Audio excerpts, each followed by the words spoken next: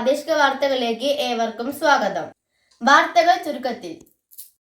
പാലക്കാട്ടെ CPM സ്ഥാനാർത്ഥി A. വിജയരാഘവനെ നിയുക്ത MP-യാക്കി അഭിവാദ്യമർപ്പിച്ചുകൊണ്ട് ഫ്ലക്സ് ബോർഡ് ഉയർന്നു.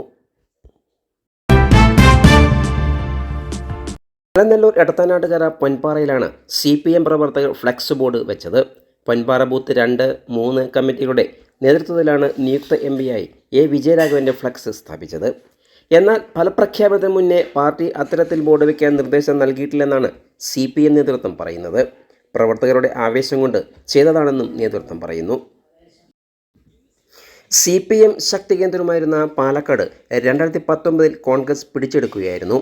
കോൺഗ്രസിൻ്റെ VK ശ്രീകണ്ഠൻ MP രാജേഷിനെ 11,637 വോട്ടുകൾക്കാണ് പരാജയപ്പെടുത്തിയത്.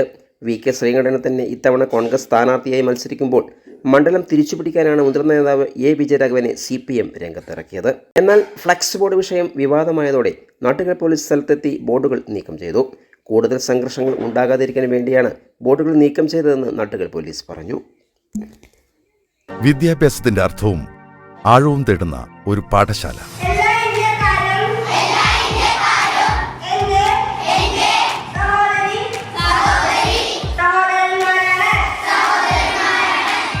വെള്ളിനീഴിയുടെ പൈതൃകമുറ്റ മണ്ണിൽ പുതുതലമുറയെ ഉന്മേഷകരമായ ജീവിതത്തിലേക്ക് നയിക്കുന്ന ഒരു